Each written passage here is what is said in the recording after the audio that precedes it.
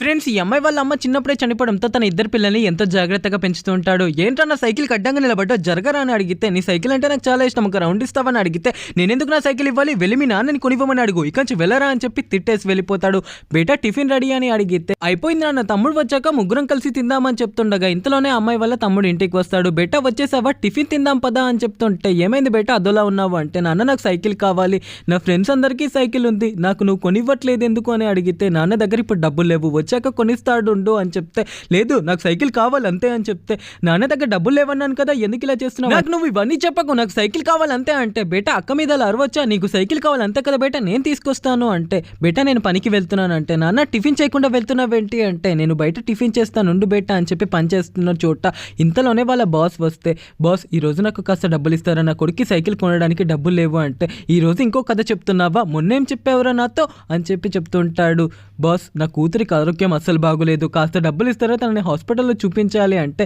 ఏంటి డబ్బులు కావాలా, ఇదిగో హాస్పిటల్లో ఉన్నదన్నావు కదా అని చెప్పి ఇస్తే, నాన్న నువ్వు ఈరోజు లంచ్కి ఎందుకు రాలేదు, ఎందుకని ఇంతసేపు ఉన్నావు ఇక్కడ అంటే, బేటా నువ్వెందుకు ఇక్కడికి వచ్చావు అంటే, ఇదేనా నువ్వు చెప్పిన నాటకం, నాతో డబ్బుల కోసం నాతో అబద్ధం చెప్తావా అంటే, సార్ నిజంగా ఇంటర్నెట్ కట్టడానికి డబ్బులు లేవు అంటే, అలాంటప్పుడు నువ్వు నన్ను అడగాలి, ఇలా అబద్ధాలు చెప్పకూడదు అని చెప్పి అతను కోపంగా డబ్బులు ఇవ్వకుండా వెళ్ళిపోతాడు. తమ్ముడు నాన్న దగ్గర నిజంగా డబ్బులు లేవు, కానీ నీకు నేను సైకిల్ కొనిస్తానంటే నిజమా అంటే, అవును నిజంగా సైకిల్ కొనిస్తాను అని తను ఎంతో ఇష్టంగా దాచుకుంటున్న హుండీని తన తమ్ముడి కోసం అయితే పగలగొట్టేసి అందులో ఉన్న డబ్బులతో, ఇప్పుడు పద నీకు సైకిల్ కొనిస్తాను అని చెప్పి ఆ అబ్బాయిని తీసుకొని బయలుదేరుతుంది. ఇక్కడికి వచ్చి అన్న ఈ సైకిల్ ఎంత అంటే, ఇది 3000 రూపాయలు అని చెప్తాడు. దాంతో అమ్మాయి డబ్బులు చూస్తే తన దగ్గర 1000 రూపాయలు మాత్రమే ఉంటాయి, ఇంకా మనకి 2000 రూపాయలు కావాలంటే నువ్వు నాకు కొనివ్వవు అని కోపంగా వెళ్ళిపోతూ ఉంటే, అప్పుడే ఆ పిల్లలిద్దరిని ఆ సైకిల్ షాప్ ఓనర్ చూస్తాడు. ఆ ఓనర్ ఎవరో కాదు, వాళ్ళ నాన్న పనిచేస్తున్న అతని బాస్. ఈ పిల్లలిద్దరు యారు పిల్లలు కదా, వీళ్ళిద్దరు ఇక్కడ ఏం చేస్తున్నారు అని చెప్పి అనుకుంటూ ఉంటాడు. నువ్వు నాకు సైకిల్ కొనిస్తానని మాట ఇచ్చావు, కానీ నువ్వు నాతో అబద్ధం చెప్పావు, నువ్వు నాతో మాట్లాడకు అంటే, నన్ను క్షమించు నా దగ్గర డబ్బులు సరిపోలేదు అంటే, నాన్న వచ్చాడు, నాన్న నాకు సైకిల్ తీసుకొచ్చావని అడిగితే అతను ఏం మాట్లాడపోయేసరికి,